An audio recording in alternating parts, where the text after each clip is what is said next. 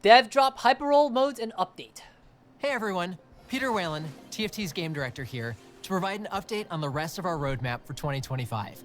We have some exciting things planned, but first, I want to share the news that we'll be turning off HYPERROLL at the end of our Cyber City set. They're turning off HYPERROLL.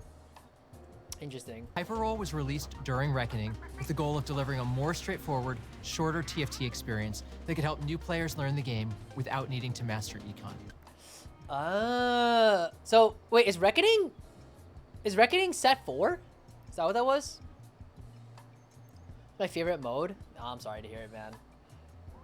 Interesting. But if the goal is to teach players how to get familiar and learn the basics of the game, is that what you said?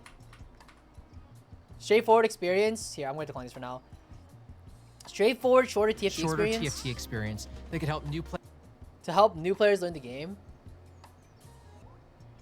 I mean, isn't that what whatchamacallit? Talker's Trials is now? Isn't Talker's Trials like way better at like teaching people like how to play the game? It's equally as casual, but it's also like there's no time restraints. And that's actually like the big thing that like new players struggle with is like it's the time constraints. Because there's so much information to process, but they have like 30 seconds to process each round. It's not PvP though. Yeah, it's not PvP, but I feel like if you're first starting off, like even in like League of Legends, like wouldn't you play against bots initially? And when you first start playing the game? Like, isn't it fine? Right? Say fuck anyone who likes fast games, lock in and work on yourself. Fuck you. HYPERROLL is a good middle step between talkers and the real game, teaches you to adapt to the others in the game. But isn't HYPERROLL also like really different from regular TFT? Is it not? It's interesting you point out a middle step, but do you even need that middle step? Like if the only problem, like if the big barrier of entry for a lot of new players is the time constraints, but then you get used to playing with the time constraints, and then once those are off, now you get an idea as to like what the time constraints feel like. It's different enough that you pick up wrong habits. Yeah, that's what I'm saying. So I feel like HYPERROLL, like, I think it served its purpose for its time, but like I can see it like not being around anymore. But also like how many players are playing HYPERROLL anymore, if at all, besides Mortdog. I like Mortdog goes like, I am orange rank in HYPERROLL at the beginning of every set, and we're just like, isn't like the player population like 50 people maybe? Just kidding. It's probably like, okay, if I had to guess though, like a real statistic, it's probably like 1 to 2% if I had to guess of TFT players. No, not 1%. No. 1 in every 100 players play HYPERROLL. Maybe 2. Yeah, that sounds about right to me. One in every, yeah, maybe 1 to 2, 1 to 2%. And these own balances too. I heard the Cypher was stupid there. Oh, I mean, who's gonna balance HYPERROLL? No one. Players learn the game And then why would, if it's a learning tool, then why would you make ranked for it? That doesn't make any sense. without needing to master Econ. What happened on release was pretty different. HYPERROLL was certainly faster, but the lack of downtime meant you still needed a ton of set familiarity and a deep understanding of tempo to stay alive. Yeah. Plus, traits. See, like that's what Talker's Trials is about. That's why I think Talker's Trials is so good. I actually think Talker's Trials, they fucking cooked with Talker's Trials. Like I know it's supposed to be like a PoE type shit, like for League of Legends, or not League of Legends, for like TFT, but like it's so good. Like as a learning tool, it's genuinely so good. And I like, even like people that I know in my own circles as well, and I know this is anecdotal experience, but like even people in my own circles who like don't even play TFT at all love Talker's Trials because they can just watch a show and play Talker's Trials on the side, and it's super chill. It's so nice. Units and augments are different from standard to HYPERROLL, which can be confusing when switching between the modes. We knew HYPERROLL missed our intended goals. Players still lacked an effective tool for learning TFT. HYPERROLL was more stressful than normal or ranked for many players due to the number of actions needing to be taken each round. We were still happy to have shipped HYPERROLL. Is that true? It was more stressful? Learning TFT. HYPERROLL was more stressful than normal or ranked for many players due to the number of actions needing to be taken each round. Wait, who is stressing about HYPERROLL? Well, I guess if you care about it, but still. HYPERROLL's my favorite game mode, Sag. Oh, I'm sorry to hear that, man. I'm Emerald and just started the game. There's 2 golds and a silver. What the fuck have I done to my MMR? Okay, unlucky. That's not what we're talking about. Hey, good luck though. That's a free first. But Okay. That's I don't know where they got that metric from. I'm interested to hear how they got to the conclusion that like HYPERROLL is more stressful than ranked or normals. Especially how I can see it being more stressful than normals if you actually care about HYPERROLL, but I don't see how it's more stressful than ranked. How can you even determine that? Doesn't make any sense.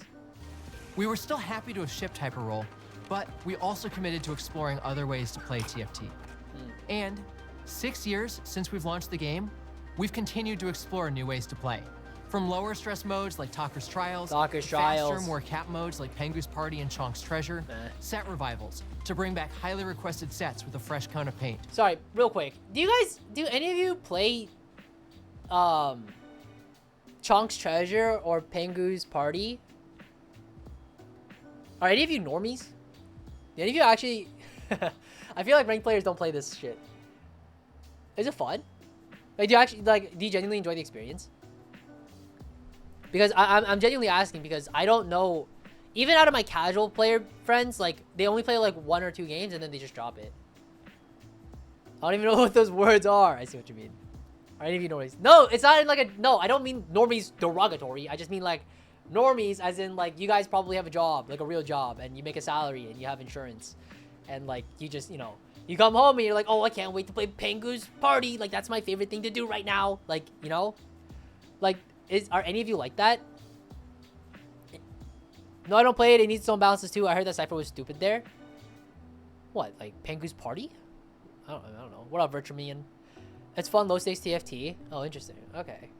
I mean, I don't know. Even across like my casual player friends, like I think I've only seen like it's a very I played 2 games and that was it.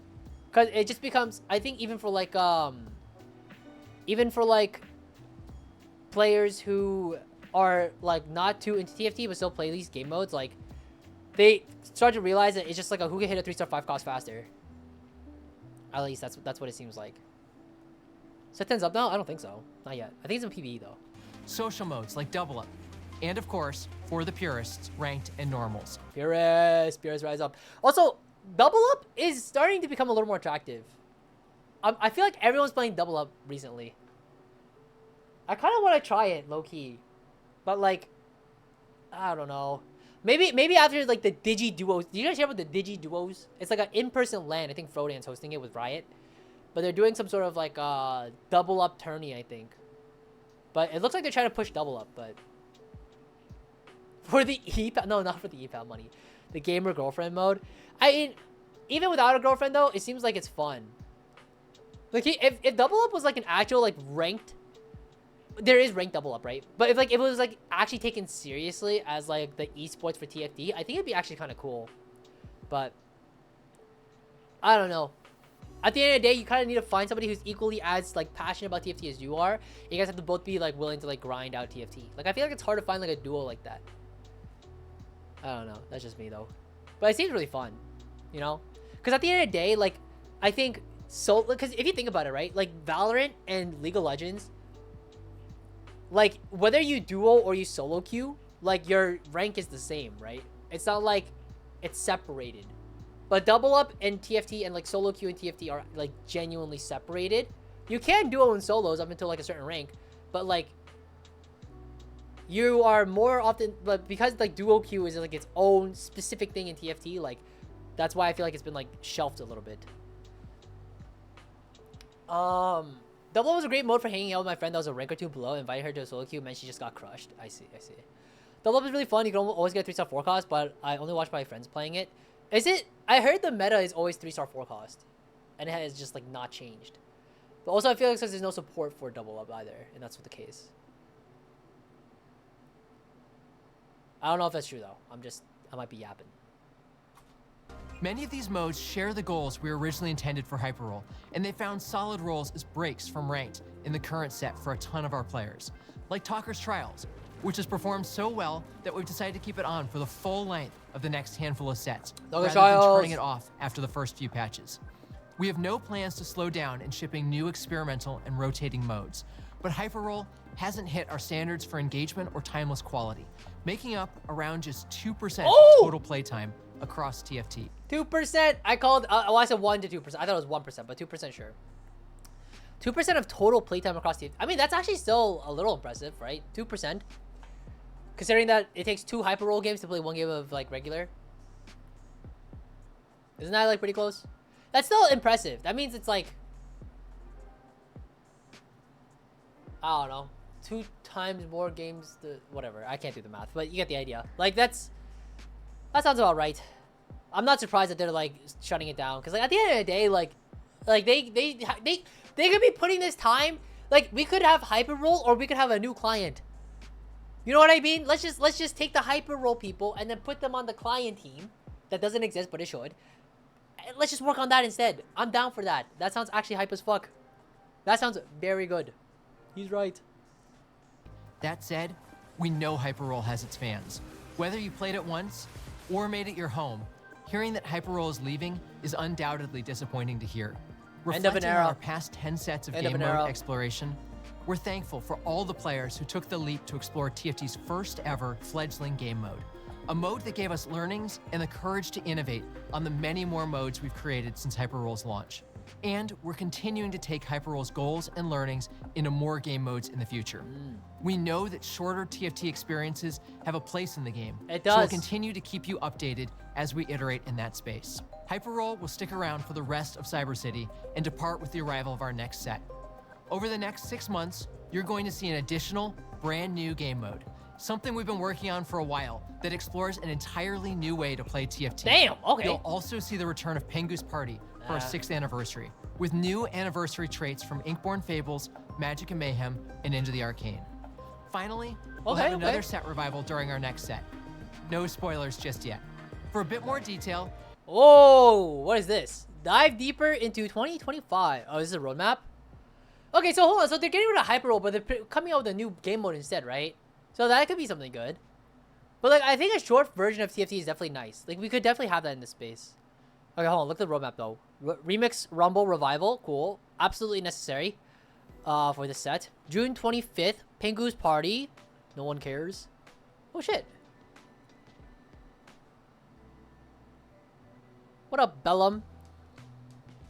Thanks for the raid. Appreciate it. Hello, hello. Hope you had a good stream. Let's see. Set 15, anime-style fighting tournament.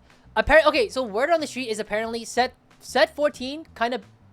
Well, I mean, we're all playing it. It kind of sucks. But, like, set 15 is apparently going to be pretty good. And then set 16 is supposed to be, like, the big one. But it's also Return to Runeterra, so... What is Otaga? Am I old? What the fuck is Otaga? Okay, anyways. PvE, exploring further into PvE. So this is probably, what? Talker's Trials updates, right? This is probably, I don't know. If it's PvE, though, like, how else are they going to make a shorter game mode for TFT outside of HYPERROLL? You know what I mean? It's got to be something. 50 pairs open. It's going to be lit. And then, I guess, okay, so I guess Return to Runeterra set 16. But apparently this is going to be, like, the Giga Good set. So, we'll see what's going on there. I'd love to see, like, puzzles. Oh, dude, puzzles would be sick as fuck. That'd be so cool. Like, oh, like, here are the units. You have to, like... Or you have, like, a pool of units so you can try to, like, clear the board or something. It'd be kind of good. Bro doesn't know Otaku. Sorry, man. I don't know. You can take a look at our updated 2025 roadmap, covering our plans for the rest of the year, in addition to our usual patches and cosmetic releases. That's it for today. All right. As always, thank you for playing TFT. All right. R.I.P. Hype. Dude, we lost HYPERROLL and we lost Mortdog this set. Holy shit. Set 14 is one of the worst sets of all time, potentially. Not really, though.